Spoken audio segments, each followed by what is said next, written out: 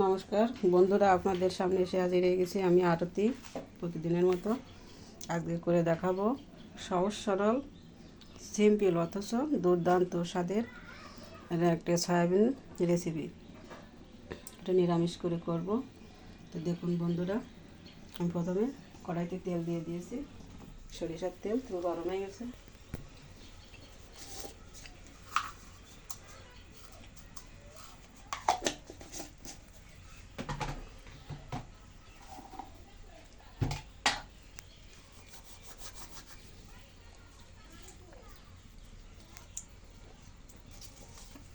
আমি এখন ফোড়ন দিয়ে দেব। তেজপাতা, দুটো তেজপাতা কেটে নিয়েছি, শুকনো লঙ্কা আর জিরা।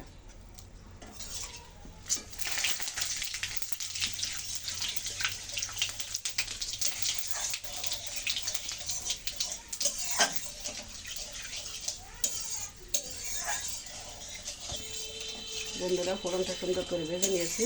এখন আমি দিয়ে দিচ্ছি কেটে রাখা আলু।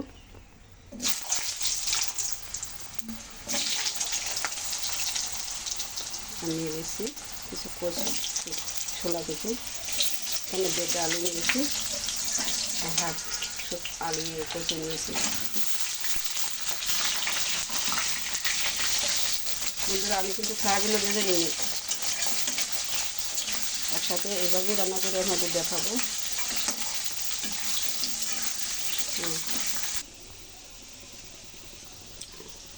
বন্ধুরা দেখুন, সয়াবিনের জন্য আমি এখানে নিয়েছি লঙ্কা বাটা, জিরা বাটা, আদা, পেঁয়াজ কুচি, একটা টমেটো চার ফালি করে কেটে নিয়েছি, আর নিয়েছি কাঠমরিচ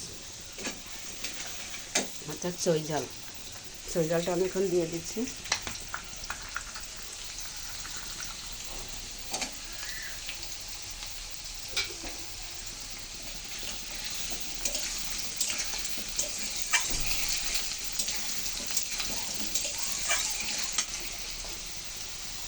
আলু আর কতগুলো সুন্দর করে ভেজে নিয়েছি। বন্ধুরা দেখুন, লালচে কালার এসে গেছে।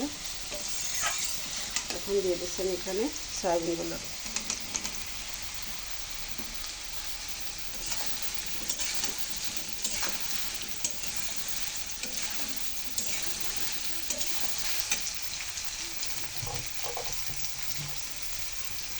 এখানে দিয়ে দিচ্ছি একটু হলুদ।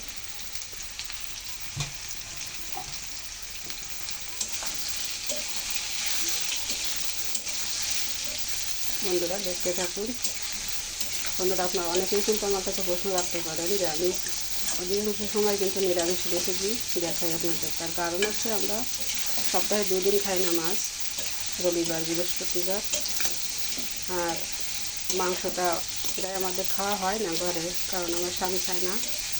আর আমার একটা হচ্ছে মেয়েটা আর আমিও খুব বেশি একটা খাই না, এই কারণেই আমাদের ওটা খুব ঘরে কম রান্না হয়।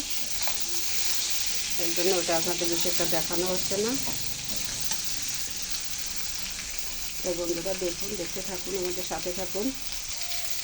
দেখুন বন্ধুরা, সয়াবিনগুলো কিন্তু খুব সুন্দর ভাজা হয়ে গেছে তরকারির সাথে। এখন আমি এখানে অ্যাড করে দিচ্ছি একটা টমেটো কুচানো।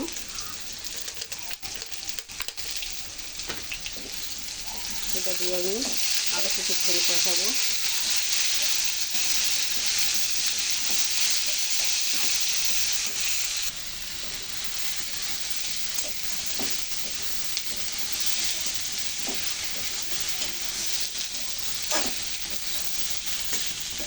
টমেটোগুলো বলতে শুরু করেছে বন্ধুরা। এখন এসে এই পর্যায়ে আমি দিয়ে দেবো 1 চামচ শুকনো লঙ্কা বাটা,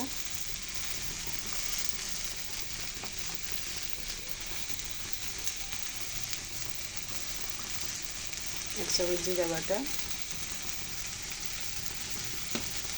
1 চামচ আদা বাটা। বন্ধুরা, আমি এখানে 1 চামচ লঙ্কার গুঁড়িও দিয়ে দেবো। লঙ্কাটা মনে হচ্ছে একটু কম হবে, তাই 1 চামচ অ্যাড করে দিচ্ছি গুঁড়ি। আগে দিয়েছি এটা বাটা, লঙ্কা বাটা। আমি সামান্য একটু জল দিয়ে দিচ্ছি।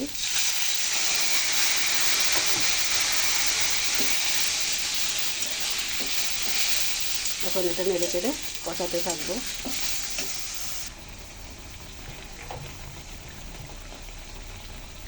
দিচ্ছি 1 চামচ হলুদ,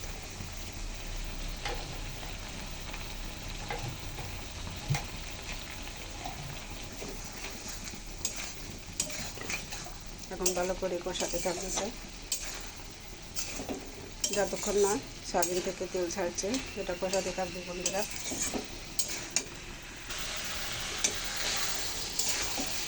বন্ধুরা জানেন, আমার ঘরে মনে হয় গোপাল একটা লক্ষ্মী পাঠিয়েছে, কারণ ও মাছ তো খেতেই চায় না, মাংস তেমন। ও এতটাই সয়াবিন ওর কাছে প্রিয় যে প্রত্যেক দিন ওকে যদি সয়াবিন রান্না করে দিও মনে হয় খুব খুশি থাকে তাকে। মাঝে কিছুদিন ডালের কথা বলতো, মা ডাল রান্না করো, এখন সেটা ভুলে গিয়ে শুধু সয়াবিনের কথা বলে, মা সয়াবিন রান্না করো। এ কারণে কিন্তু সয়াবিনটা আমার বেশি দেখানো পড়ে আপনাদের। এখন বাড়িতে নেই, স্কুলে গেছে। বন্ধুরা দেখুন, সয়াবিন থেকে কিন্তু আস্তে আস্তে তেল ছাড়তে শুরু করেছে। আর একটু কিছুক্ষণ কষাবো, তারপর জল দিয়ে দেবো। বন্ধুরা সয়াবিন আলু থেকে দেখুন তেল ছাড়তে শুরু করেছে। এখন আমি এখানে জল দিয়ে দেবো জলের জন্য।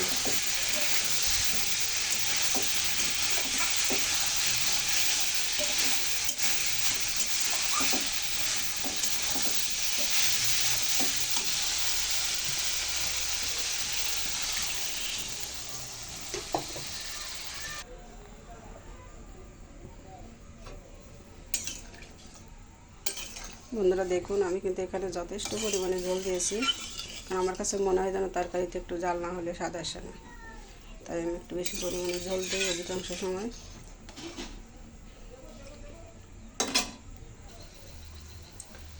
বন্ধুরা জল ফুটতে শুরু করেছে, আমি এখন এটা ঢেকে দিয়ে কিছুক্ষণ রান্না করব।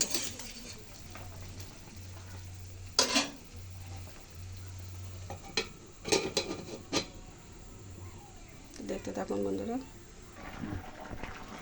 বন্ধুরা দেখুন, তরকারিটা কিন্তু আমি কত জল দিয়েছিলাম দেখুন, প্রায় কড়াই ভরে গেছিলো, অল্প একটু খালি ছিল, তো প্রায় টেনে গেছে অর্ধেক। এখন আমি এবার এসে দিয়ে দেবো একটু আদা বাটা। এই ফুটন্ত জলের উপর কাঁচা আদা বাটা, জিরা বাটা দিলে তরকারিতে স্বাদ আসে অন্যরকম। বন্ধুরা বিশ্বাস না হলে আপনারা একবার ট্রাই করে দেখবেন বাড়িতে। একটু জিরা বাটা দিয়ে দিচ্ছি।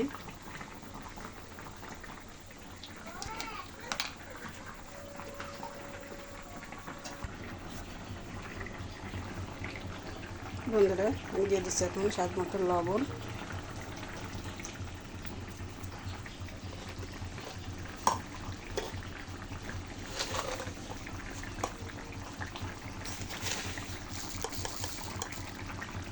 আর দিচ্ছি 1 চামচ চিনি।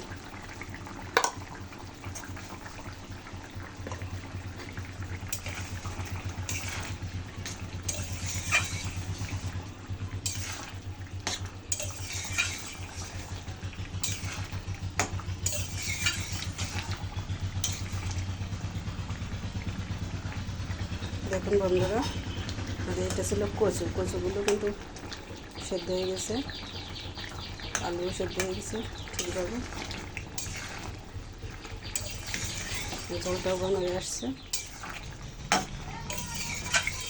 আরও কিছুক্ষণ রান্না করে নেব। দেখুন বন্ধুরা, সাথে থাকুন।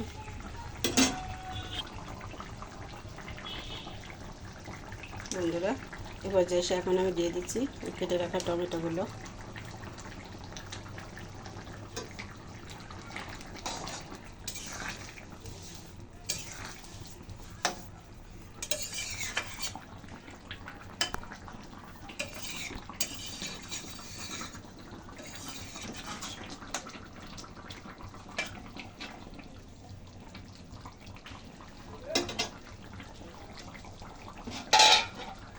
বন্ধুরা আর একটু সময় আমি ঢাকা চাপা দিয়ে রান্না করে নেব টমেটোটা সেদ্ধ হওয়া পর্যন্ত।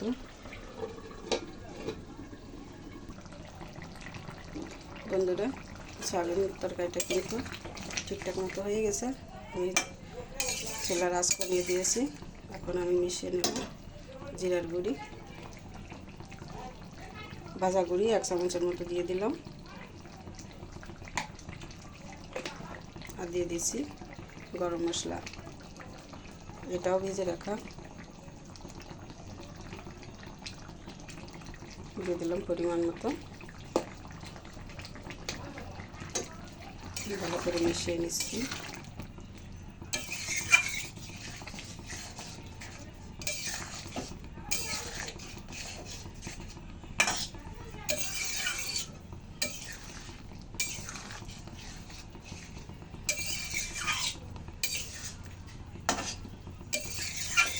বন্ধুরা সত্যি বলছি, রেসিপিটা খেতে কিন্তু দুর্দান্ত স্বাদের হয়।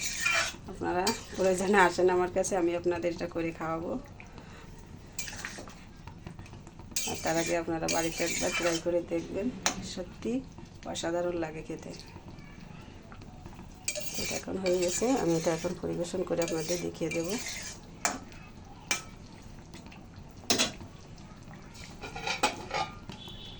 একটু ঢাকা দিয়ে গ্যাসটা কিছুক্ষণ রেখে দেব। তো বন্ধুরা, আমি তরকারিটা নামিয়ে নিয়েছি, এখন উপর থেকে হালকা করে দিয়ে দিচ্ছি একটু জিরার গুঁড়ি,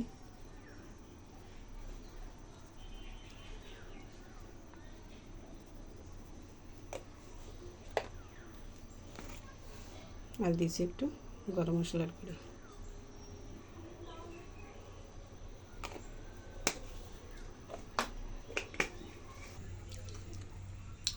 বন্ধুরা, আলু সেদ্ধ দিয়েছিলাম ভাতের ভিতর, এটা ভর্তা করবো, এই জন্য এখন এই 5-6টা শুকনো লঙ্কা ভেজে নেব। কড়াইতে তেল দিয়েছি, এখন লঙ্কাগুলো দিয়ে ভাজতে থাকবো।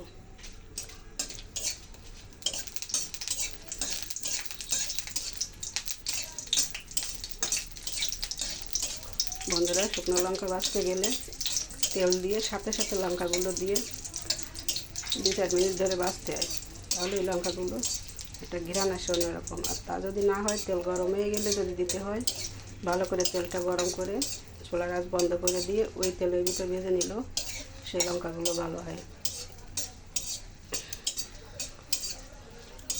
বন্ধুরা দেখুন, মরিচগুলো প্রায় ভাজা হয়ে গেছে,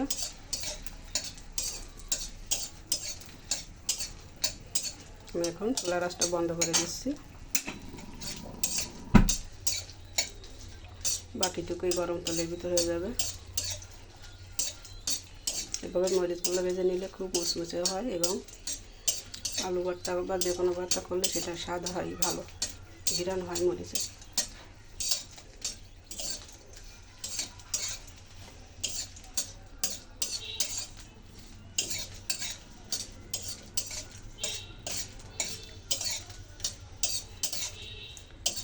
বন্ধুরা, মরিচগুলো আমি এখন তুলে নিচ্ছি না, কড়াইতেই থাকবে, গরম থাকলে মচমচে থাকবে বেশি।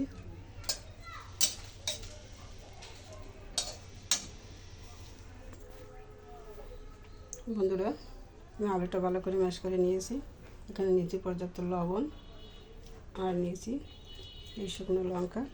আমি এটা দিয়ে এখন আলুটা ভর্তা করে নেব।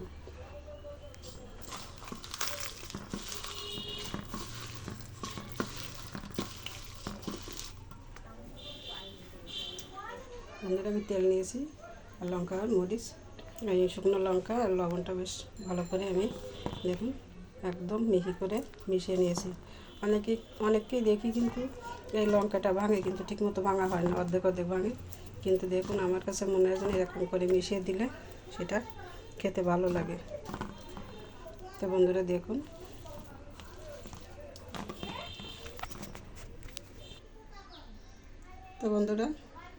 এই দেখুন, এই ছিল আজকে আমাদের রেসিপি, নিরামিষ সহজ রেসিপি সয়াবিন, আর এদিকে আছে আলু ভর্তা। তো বন্ধুরা, আপনাদের যদি ভালো লাগে আমার এই রেসিপিটা, তাহলে লাইক, কমেন্ট এবং সাবস্ক্রাইব করে আমার পাশে থাকবেন, এবং আমাদের এই চ্যানেলটিকে সামনের দিকে এগিয়ে নিয়ে যেতে আমাদেরকে সাহায্য করবেন। তো বন্ধুরা, আপনারা সবাই ভালো থাকবেন, সুস্থ থাকবেন। আর বন্ধুরা, আপনারা অনেকেই আমার ফেসবুক পেজ থেকে ভিজিট করে যদি দেখতে চান, তাহলে পেজটিকে ফলো করে আমাদের সাথে থাকবেন। তো নমস্কার বন্ধুরা, সবাই ভালো থাকবেন, সুস্থ থাকবেন এই কামনায় আজকের মতো এখানেই রাখছি। ধন্যবাদ সবাইকে।